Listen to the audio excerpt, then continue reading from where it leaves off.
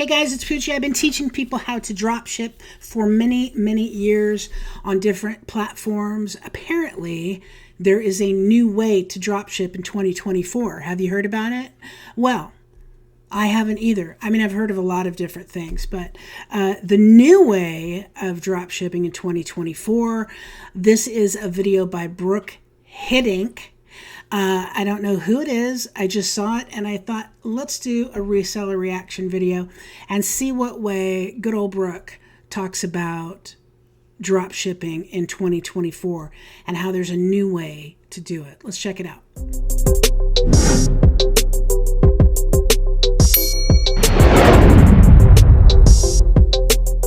Dropshipping just changed forever. The old business model of buying products from AliExpress and selling them at a higher price point no longer works.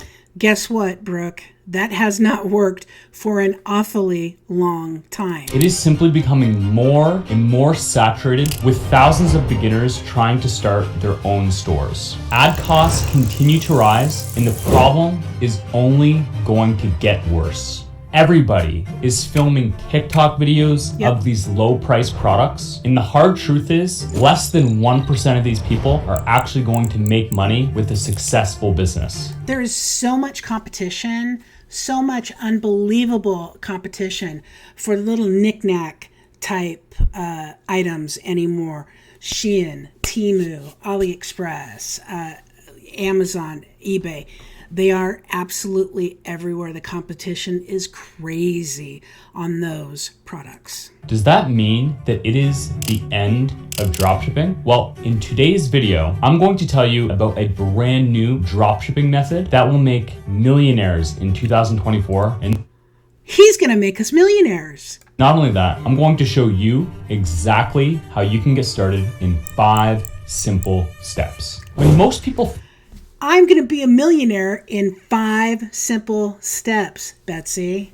I'm excited. How you like that? I mean, I'm ready. You want to be a millionaire too? Yes. So between us, that would be 5 steps for me and 5 steps for you. Okay. Let's do it. Think of dropshipping, they think of what I call China dropshipping. And there's numerous problems with China dropshipping. Number 1 is the products we sell. With China dropshipping, people sell items between $20 and $50, and you end up making between $5 and $10 profit per sale, if any at all. As I mentioned before, ad costs are continually rising. More and more competition is entering the market. It's very likely that you're going to make no profit at all. So what he's talking about is right, is that the ad costs are rising. So to market your products, you're actually going to pay more, but you're going to be making the same amount on them or less because there's so much competition. So rising costs of selling the items and lowering costs of or lowering gross income from the sales is a perfect storm to go broke. Not only that, a lot of the products you sell from AliExpress are available on Amazon with 1-day shipping times. So you need to ask yourself, if somebody can get the same product from a trusted vendor like Amazon with 1-day shipping time, why are they going to order from your no-name website that they've never heard of with 3-week shipping times? They're not, and that's why this model no longer works. Number 2 is the suppliers we partner with. With China dropshipping, you're usually working with suppliers located in China that you've never heard of and that you will never meet. And these suppliers in China are doing everything they can to save every penny. They'll make all of your products with the cheapest materials, which means your customers are going to get junk quality products, and they're going to be angry with you and leave you bad reviews. I mean, I'm not going to say that just blanket all of Chinese people, the entire country, with making crap product. I'm not going to do that because we've met a lot of Chinese manufacturers, specifically at the ASD Market Week show in Las Vegas, that make quality products. So I'm going to have to disagree there. Yes, there is a lot of crap that comes out of China. There's a lot of crap that comes out of a lot of different countries, though.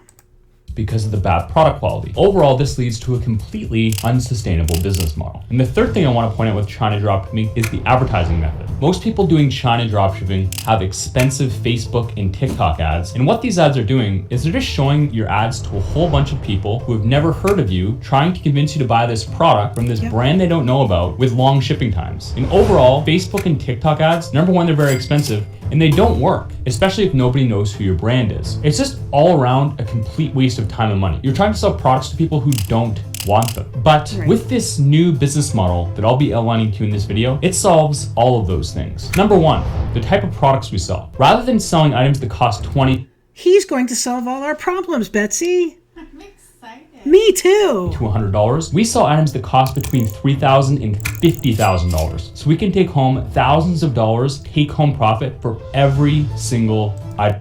That's amazing. What about returns and chargebacks?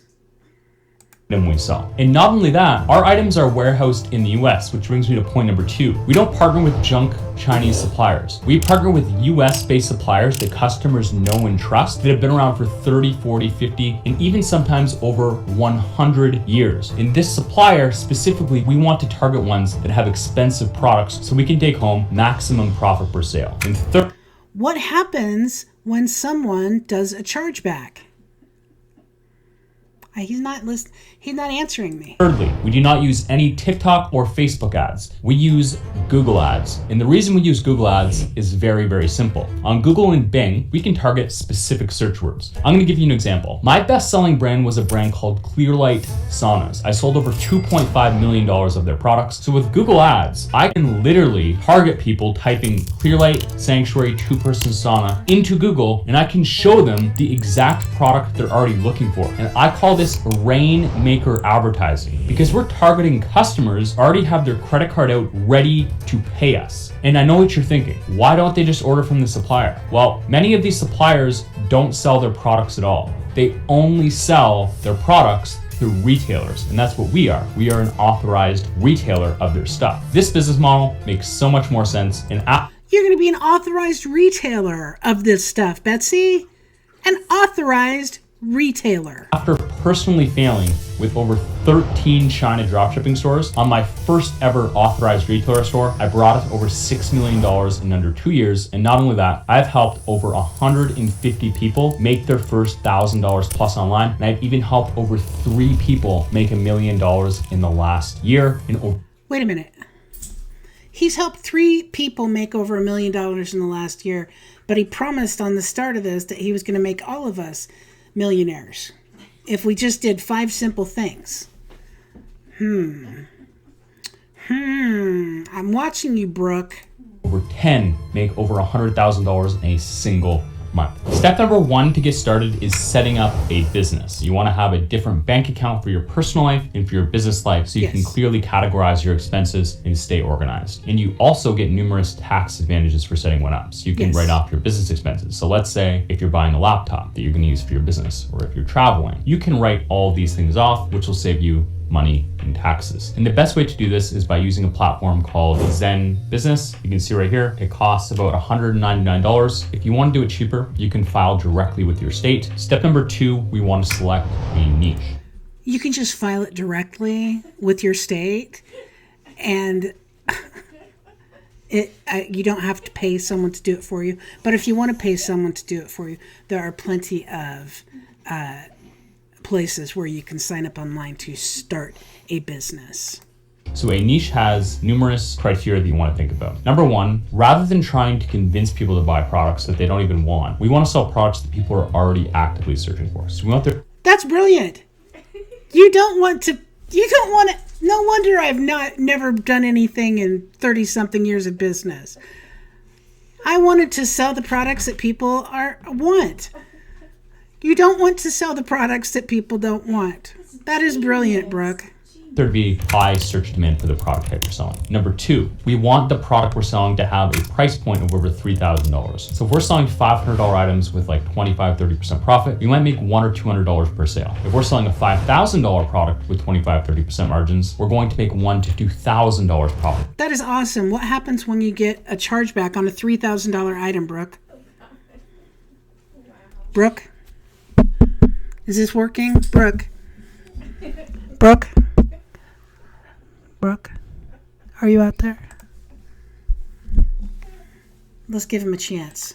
So it just makes way more sense to sell more expensive items, because if we're selling an item where we make $2,000 profit, we only have to sell 5 in an entire month to make $10,000 per month. It just makes your life exponentially easier. And number 3, we want to sell non-seasonal products. It also makes your life exponentially riskier, Brooke. Even though I'm sure right now at the time of this video, it's late November, I'm sure we could sell a ton of Christmas trees over the next few weeks and do very, very well. But then the next 11 months after that are going to be terrible. So it's an overall unsustainable business. So in order to... Or it's a business, if you're selling Christmas trees and Christmas stuff, that you only have to work 1 month a year and you make enough to live the rest of the year in Cabo San Lucas, Brooke. Find a winning product. You can brainstorm products yourself that cost over $3,000, but you can also go to this brand new tool. It's called Supplier HQ. And what this tool has is all the suppliers of these product types with these expensive products. But not only that, it has the different categories. So if you go here to category search on the left, it's divided into all these different categories, and all these categories are further broken down into different product types. So let's say, for example, I'm considering... Let's look at the hobby section right here. You see this right here? The hobby section? That's a pool table. How do you handle return on a pool table, Brooke? Brooke, how do you handle a return on a pool table? When a customer gets a pool table delivered and they want to return it, how do you handle that, Brooke? Just saying.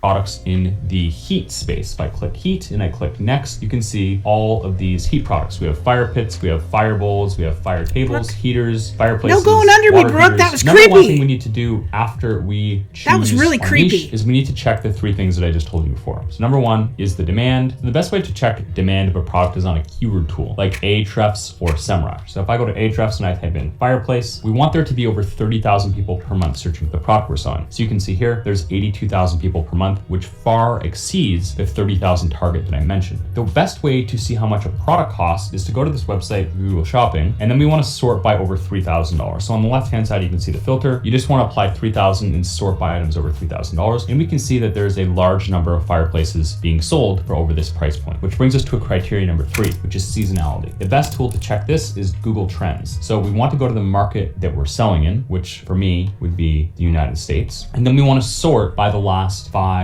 years. Fireplace, we can see that it is actually a very seasonal product. So it meets the first 2 criteria, but number 3 is very, very seasonal. And some swings are fine, but this is pretty extreme. So the way that you can tell extreme is if you go to the bottom here, see where it says 30. If the top is more than double the bottom, it's a very seasonal product. So at this point, we have a couple of options. Because it is November and it is the seasonal time of year when it's peaking, we can start this store now, but we just have to understand things are gonna slow down significantly in the springtime. And at that point, we're gonna have... Betsy, you're staring at me and it's creepy. Brooke, she's staring at us and it's really creepy. 2 options. We can have 2 stores that are both very seasonal, but they balance each other out. Or rather You're still doing it. than just starting a fireplace store, we can start a heat store. If I add a different term here, let's say fire pit, we can see that they almost inversely correlate. So when fireplaces are up, you can see that fire pits peak when fireplaces are down. So we can add a second product to our store and go a little bit broader. Once that's done, we want to go on to step number 3, which is finding suppliers for our product type. And the best way to do this is by using... Brooke, I'm trying. I'm giving it my best here. But I've got dogs reverse sneezing, barking, coughing, everything you can imagine in this office right now. The mascot has decided that he's going to have a reverse coughing fit.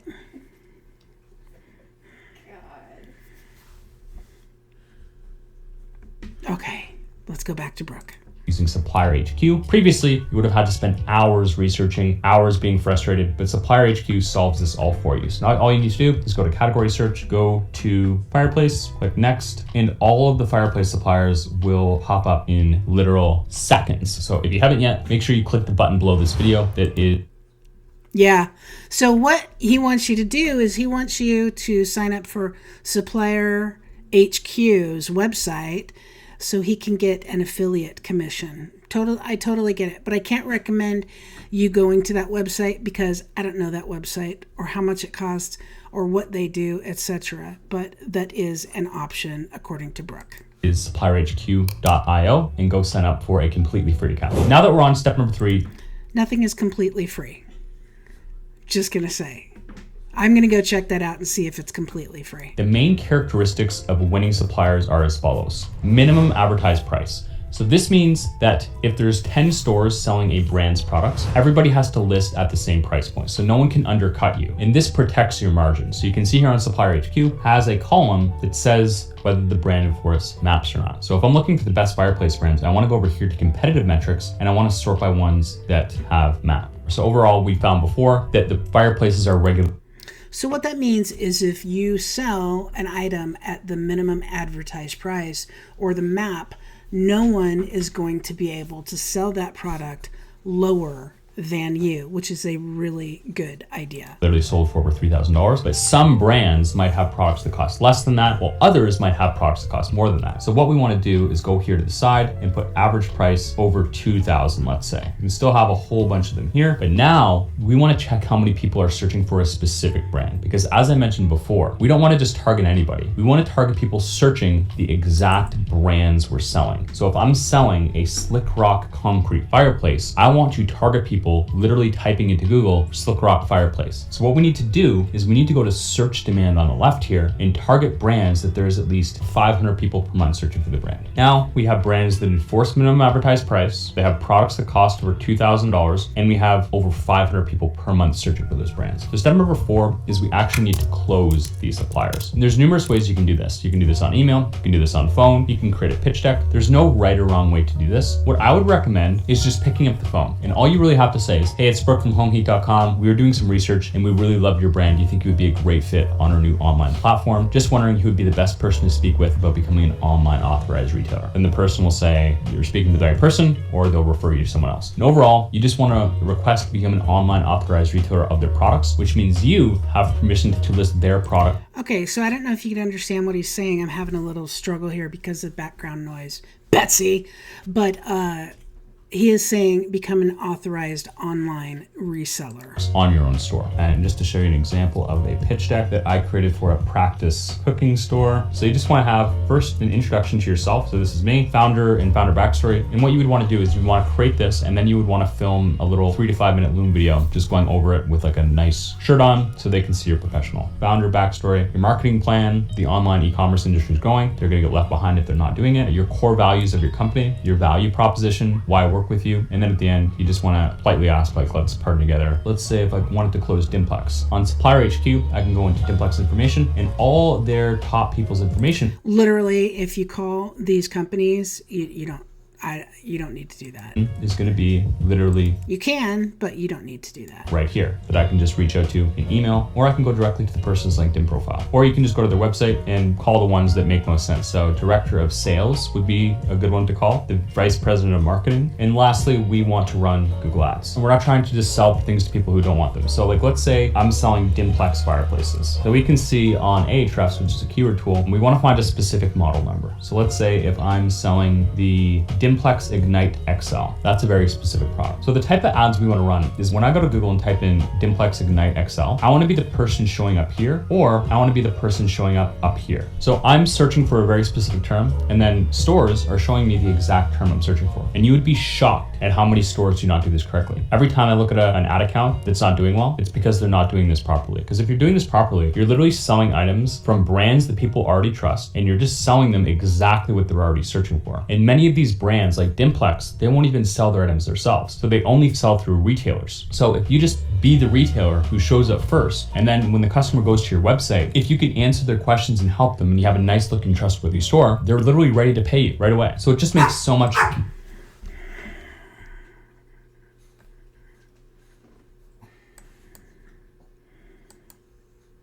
I really need silence. Trustworthy store, they're literally ready to pay you right away. So shut up, Betsy. You're not helping. So they only sell through retailers. So if you just be the retailer who shows up first, and then when the customer goes to your website, if you can answer their questions and help them, and you have a nice looking, trustworthy store, they're literally ready to pay you right away. So it just makes so much more sense. And that is exactly how you can succeed with dropshipping in 2024. Of course, these 5 steps I gave you are very much just a high-level overview, and there's only so much that I can cover in a short YouTube video like this. And obviously, there are a whole bunch of details that I didn't get to go over today. So if you want to attend my completely free webinar, so I can sign you up for something after the completely free webinar, click here. Our live training. Okay. So thanks, Brooke. I appreciate it. He has some good ideas, but also what happens when someone does a return of a huge item? What happens when someone does a chargeback of a huge item? He does not talk about any of that back end stuff that can really, really, really bite you in the hiney. So that form of drop shipping is not something I would recommend. I just wouldn't. The fear of the chargeback on a $5,000 item or return of a huge, monstrous, heavy, oversized item is just, that's very, very scary to me. But it was a good video, and hopefully, the people who do that realize all the risks that they're undertaking. I would not undertake said risks or recommend it. So, because I keep it real, guys, I always keep it real. The dog's barking, there was every kind of noise. Now the birds are going off a little bit. Betsy, yes. Why don't you meow over there or something? There we go. Now we've had it all. So thanks for watching, guys. I appreciate it. We will see you on the next one.